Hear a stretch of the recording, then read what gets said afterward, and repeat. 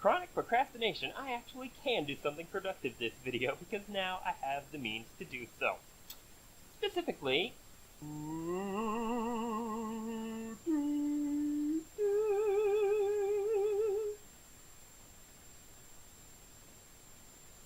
that is a drill press, and it comes with this incandescent bulb, which you will see right here.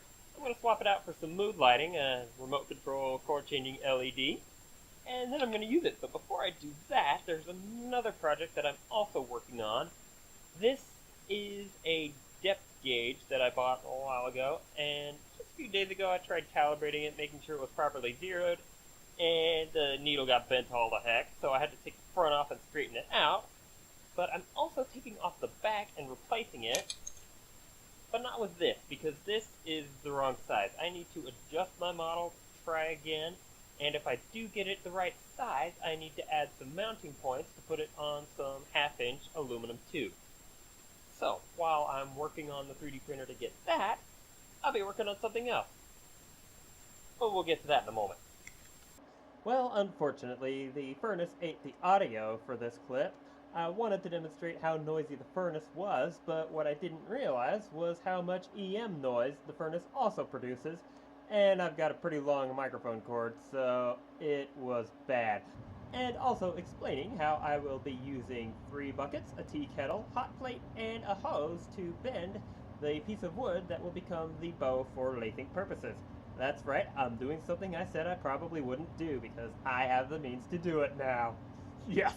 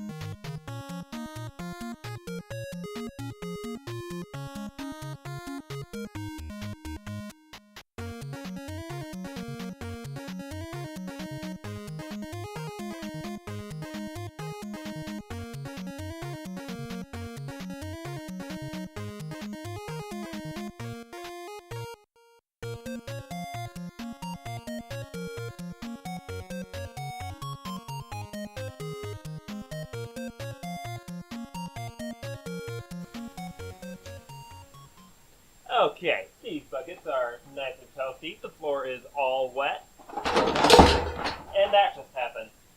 So, I'm going to go ahead and try to bend this thing.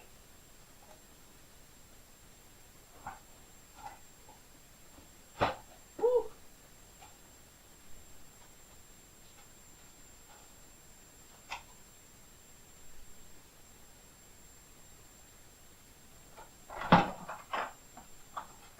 Well, I'm not sure I heated it up long enough because the piece of wood got to room temperature pretty quickly. I might not have moved fast enough either, so I may end up having to try it again, but I do know the system works as long as I can find a more stable place to put the buckets.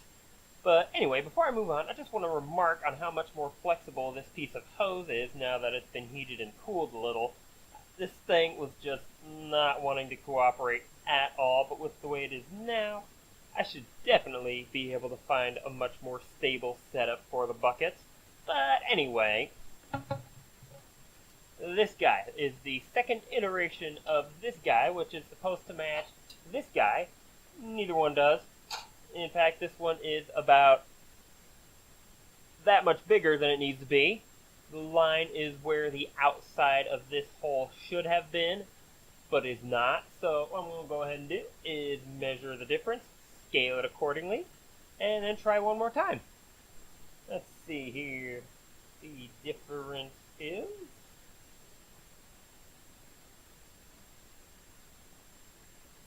4.5 millimeters. Wow.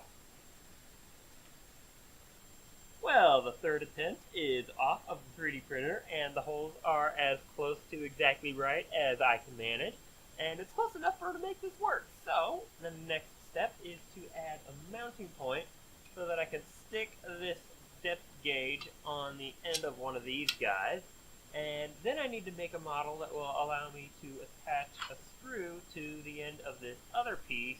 I'll have to round off the end of the screw, and once I get that done, I have to join these two pieces into the longest Luthier's thickness caliper possible, either by 3D printing or making up a piece of wood. Maybe I'll shorten it. In fact, that might not be such a bad idea.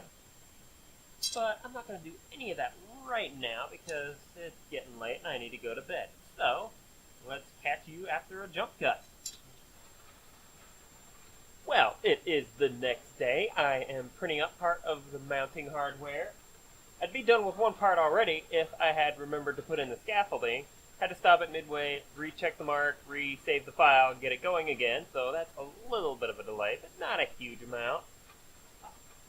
But anyway, while I'm waiting for that to run, I'm going to go ahead and have a look at my lathe bow to see how much bend actually took.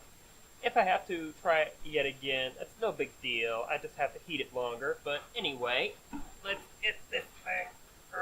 Yeah, heavy. Anyway, let's have a look at this thing and see how much spring back we got here.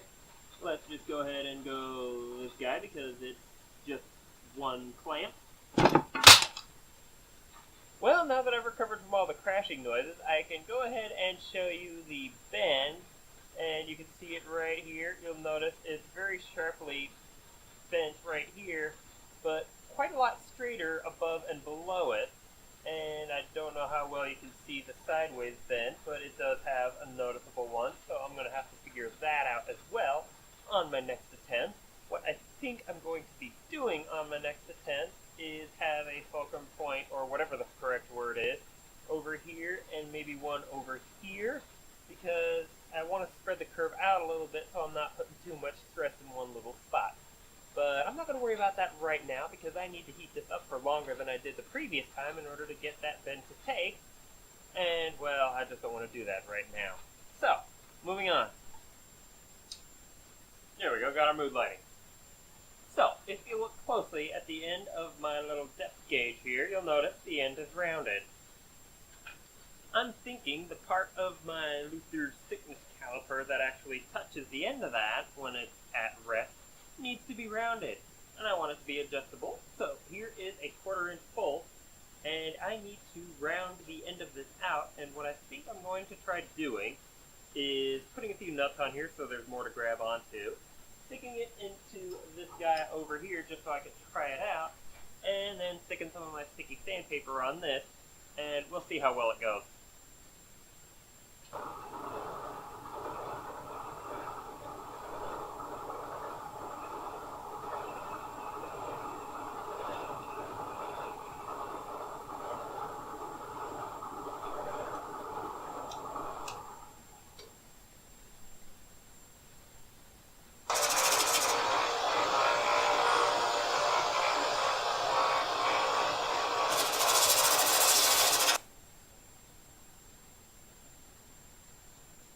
I'd say we've got ourselves a nice little point here. But don't try that at home, kids. That's a complete and terrible misuse of tools. I'm just doing it because I'm poor. Well, since that didn't take very long, and I've inspected this and the point is both rough and sharp, I'm going to go ahead and smooth it out while I'm waiting for that 3D printer to go. Well, as you can see, I went ahead and finished it. I played around on the drill press, got a block of wood ready just the way I needed, and here it is. I do need to do some lining up right here, but that's minor, and that can happen in between videos. But before I let you go, there's something I want to show you, and it's this pile of metally stuff right over here. What is this metally stuff? This is zinc. It's the stuff that I'm going to be putting on that little metal bar to keep it from rusting. And then my caliper will be just about complete, except for putting the finish on, which I can't really do until I can do it outside or get a fume hood.